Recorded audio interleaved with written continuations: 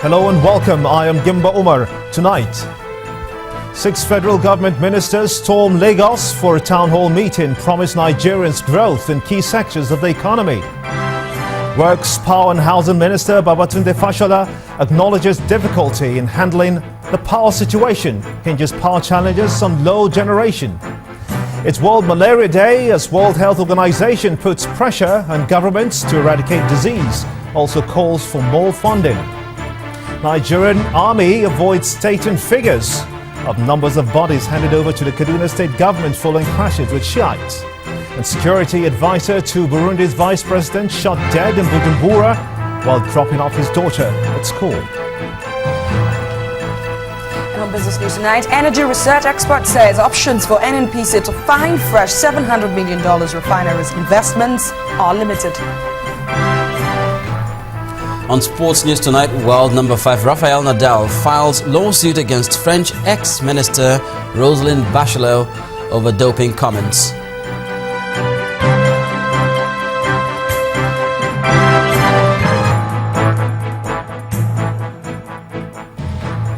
We begin tonight with the first in a series of the federal government's town hall meeting, which took place today in Lagos. Some ministers under the present administration at the meeting addressed key issues inhibiting economic development. They gave assurances that the federal government is making efforts to improve transportation in the country and make the economy more robust. Our political correspondent Shehu Kimbalue reports. It may not be your usual gathering where you find traditional rulers, politicians, former public officials, serving one stew, even students and then ministers of the federal public at the center of the room. It is a town hall meeting, a series which kickstarts here in Lagos, expected to hold in 8 other cities covering the nation's 6 geopolitical zones. The federal government wants to intimate Nigerians on its plans and activities. First was a government spokesperson who took to the podium, the Minister of Information, Elijah Lai Mohammed. Sector by sector, he enumerated the Buhari's administration's efforts and plans. Notable in his speech is the efforts at fighting corruption within the system. The administration has decided to plug all financial loopholes through the Treasury singles account, into which a lot of money has accrued so far. Funds that ordinarily would have gone into private pockets are now finding their ways into the public treasury to be used for the benefit of all of us. After him, one after the other ministers took to the podium. First, the Nigerian government's foreign policies. Security, of course, number 1. Governance, the economy. So as we have evolved and are developing a foreign policy and engaging with the outside world, we are anchoring it on those 3 priorities. And then the power situation in the country. But I will summarize the power issue simply in one word. There is not enough power. 5,000 megawatts for 170 million people odd is just not enough. The solution is delivering more power on an incremental and a sustained basis. And then transportation. In all these, there were agreements with the Chinese government that will have counterpart funding of 15%. We did not fulfill this agreement. The only place we tried a bit was the Kaduna, Abuja, which is yet to be completed, and we're working extremely hard to ensure that between June and July, we'll commercialize that rail line and to start services. First session over, it was the turn of the audience to ask questions. I want to suggest that we have a deliberate policy that any company that is to be registered by the CAC must have a minimum of a female as an executive director. Thank you. The clearly says that we are not a magician, but when will you become a matrix in this part of state that we can get fuel? We've seen him go to China. Are we turning to the east?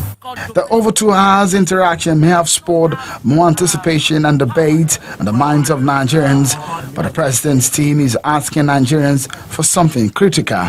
Patient with us. Lose not your calm yet. We're getting there very, very quickly, very shortly. The question is, for how long? Seun Wakimaloye, reporting for China's Television News. For the Minister of State for Petroleum, Dr. Ibeka Chukwu, the difficulties faced by Nigerians in the last 2 months in getting petrol is regrettable. But he says that there are efforts to make it easy for motorists to drive into filling stations and come out with the product. He's also offering assurances that the refineries will work in full capacity under his administration. Today, I'm happy to say a few days ago, for the first time in 7 years, we commissioned the crude supply pipelines, both from Brass to Port Harcourt Refinery and from Escravos to Warri Refinery. The effect of this is absolutely dramatic. We're presently pumping crude through the pipeline to Kaduna, and Kaduna will be back on stream by the end of next week. And we're working very hard to try and create those ideas that enables everybody to feel comfortable to bring in products. Now, the sad thing, however, is that even for the short-term measures that we put, over 30% of what it is that we supply in this country is diverted. Trucks are moved, trucks are supplied. Lagos, for example, in the last 5 days, we have pumped 400 trucks of product into Lagos State. 400 trucks. The total consumption of Lagos State at the maximum time is 250 trucks. Most of those trucks are diverted from Lagos. They move from here, they go to the outer hinterlands, they cross the borders, they go to Chad, they go to Cameroon. And we need literally a whole army to stop this from happening. So what I continue to do is to continue to supply and oversupply just to cover the gap, and so we struggle. For the Minister of Investment, the President's trip to China has multiple benefits for Nigeria, including the areas of skills and manpower development, counterpart funding and foreign direct investments. Dr. Okechukwu Enelema, who spoke at the Lagos Townhall meeting, explains that 1,600 Nigerians are benefiting from technical training in China, while the trade imbalance between the two countries is also being addressed. I'm excited to know that China has invited Nigerians, because of the trust and relationship that is building, into their country. We've been going there anyway, but it's getting increasing high-level government endorsement. And you can imagine how much experience and wisdom our country people will bring back. They're also committed to 1,000 Nigerians being given technical training on actual specifics in terms of industry and trade, as opposed to just academics. Of course, as some of you may know, there's a $2 billion loan facility that Dangote Cement signed with the ICBC, one of the top banks in China. And then we got over 10 billion.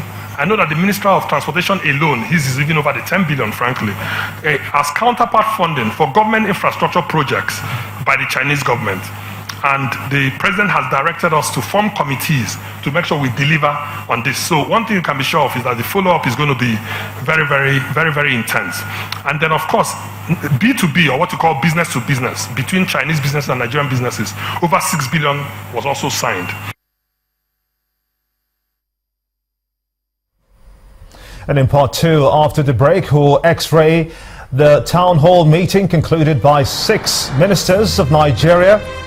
A Professor Aki Oyebode will join us much later on the news at 10 to look at the way forward. Join us again.